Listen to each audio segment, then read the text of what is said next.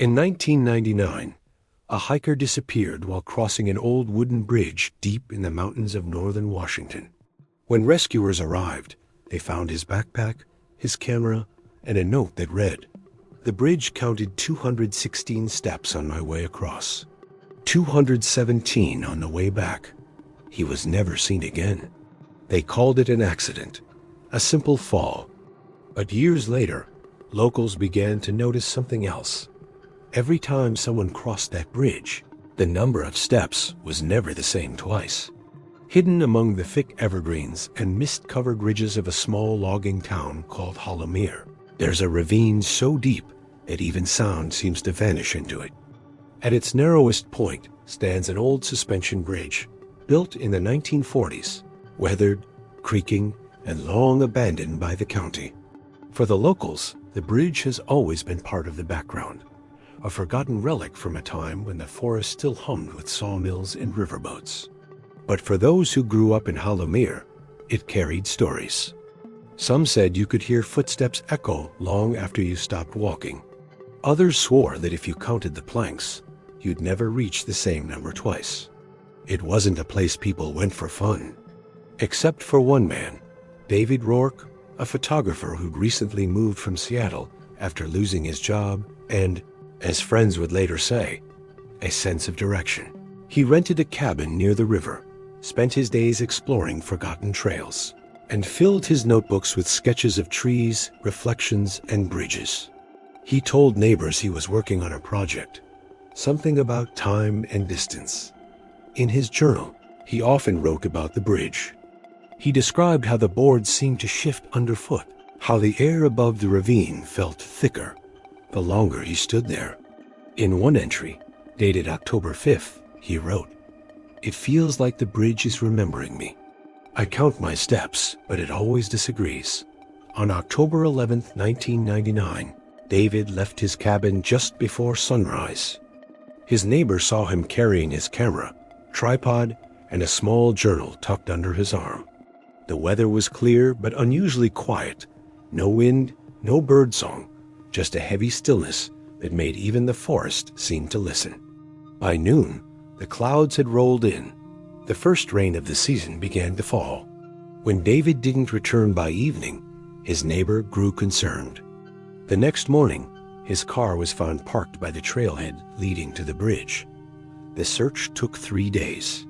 Volunteers, dogs, and forest rangers combed the ravine and surrounding woods.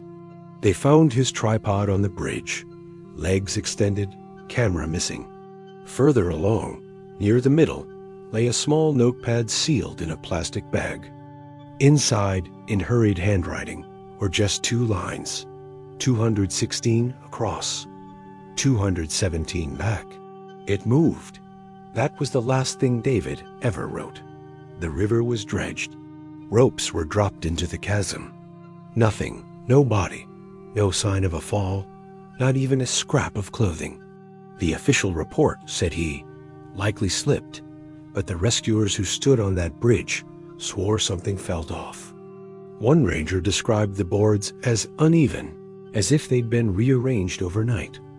Another said his step count came to 220. Weeks passed. The search was called off. David's belongings were sent to his sister in Spokane, everything except the camera, which was never recovered. But in November, a fisherman reported finding a memory card wedged between river rocks 3 miles downstream. When the photos were developed, most showed the usual misty trees, the curve of the bridge, the ravine below. But the final image was different. It showed the bridge itself, viewed from the far side.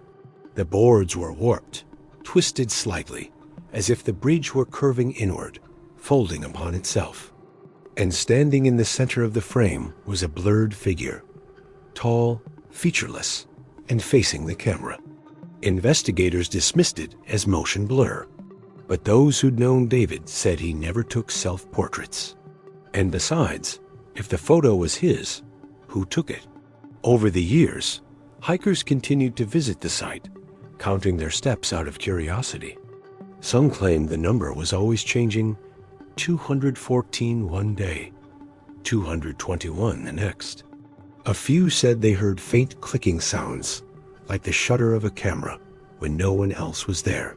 The county eventually sealed the bridge with wooden barriers, posting a small metal sign, "Closed for repair, do not cross." But the boards still creak in the wind. And sometimes, locals say, you can hear counting slow, deliberate, and wrong. Today, the Hollowmere Bridge is almost gone, swallowed by moss and time.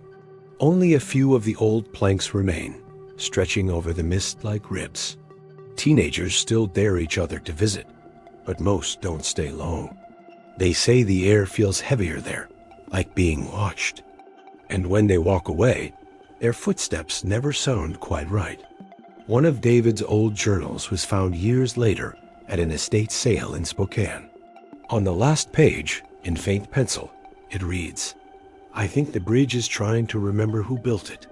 Every time I cross, it forgets a little more." The note ends there. No date, no signature, just the fading indentation of a pen pressed too hard into paper. Some places don't want to be crossed. They only want to be remembered. Thank you for watching. If you enjoyed this story, be sure to like this video and subscribe for more mysteries. See you next time.